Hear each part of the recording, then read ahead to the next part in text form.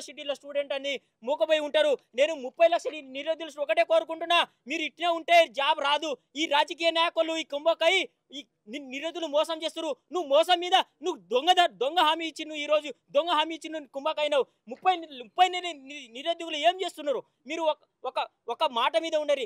యావత్ తెలంగాణ ఎవరబ్బా సొమ్ము కాదు. ఇది ప్రజాధనం అందరికీ. నువ్వు ప్రజాధనం వృధా చేస్తున్నావు. గ్లోబల్ సమ్మిట్ కొని పెట్టుకున్నావు. గ్లోబల్ సమ్మిట్ పేరుతోటి వేల కోట్ల నష్టాన్ని చెప్పిస్తున్నావు. ఇవన్నీ ప్రజాధనం వృధా అవుతుంది. ఈ పనికొచ్చేది ఈ స్టూడియో ఇట్లాంటి మా కోసం రిలీజ్ చేయండి. మా కోసం పెట్టండి పైసలు. పనికొచ్చేది పెట్టండి. కానీ నువ్వు పనికి రాకుండా ఏదేదో పెడుతున్నావు, ఏదేదో చేస్తున్నావు. నువ్వు రాసి పెట్టుకో. నువ్వు రానున్న రెండు సంవత్సరాలు కానీ నువ్వు రావు. నువ్వు రాసి పెట్టుకో. నువ్వు చిత్తు నువ్వు ఓడగొట్టకపోతే నువ్వు రాసి పెట్టుకో. సీఎం రేవంత్ రెడ్డి గారు నిన్ను చిత్తు ఓడగొట్టకపోతే నీ 30 లక్షల మంది యావత్ ఒక్కొక్క గ్రామ పంచాయతీలో మేమే పోటీ చేస్తున్నాం. ఈరోజు నువ్వు అంటున్నావు నిరుద్యోగులు ఎందుకండి? నిరుద్యోగులు రావద్దా? నిరుద్యోగులు వద్దు, మీరు రాజకీయంలో రాకండి, సర్పంచ్ పోటీ చేయవద్దు అంటారు. ఎందుకంటారు ఈ మాట?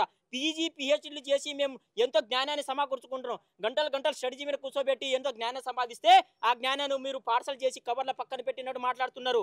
నిరుద్యోగులు ఆలోచించాలి. ఇది మన సమస్య. ఇది కొట్లాడుకుంటూ తెచ్చిన తెలంగాణ.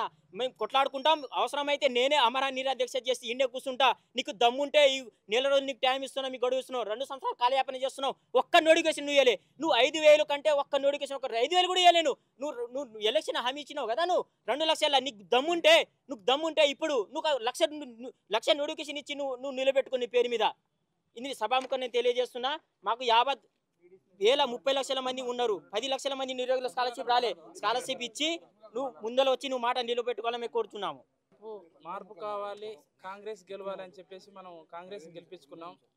గతంలో ఓయూకి వచ్చినప్పుడు సీఎం రేవంత్ రెడ్డి ఏమన్నారంటే, ఈ నిరుద్యోగుల యొక్క సమస్యలు ఏమన్నా ఉన్నా కూడా అంటే పోలీస్ బందోబస్తు లేకుండా నేను వచ్చి ఒకరే నిలబడతా, మీ సమస్యలు చెప్పుకోండి, ఎవరు అడ్డుకోరు, సమస్యలు అన్నీ పరిష్కరిస్తామని చెప్పిండు గతంలో. మేము చిక్కడపల్లి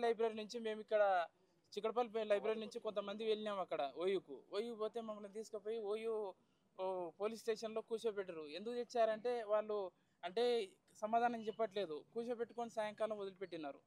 అంటే ఇప్పుడు కాంగ్రెస్ అనేది ఇది అంటే ఎలక్షన్ల మూమెంట్లో ఇచ్చినటువంటి హామీలన్నీ నెరవేర్చమని మేము అడుగుతున్నాం. ఎందుకంటే ఇప్పుడు ఉద్యోగ నోటిఫికేషన్లో చాలా లోపాలు ఉన్నాయి. అవి మాకు అంటే సరి చేయవలసిన అవసరం ఎంతైనా గవర్నమెంట్ పైన ఉంది.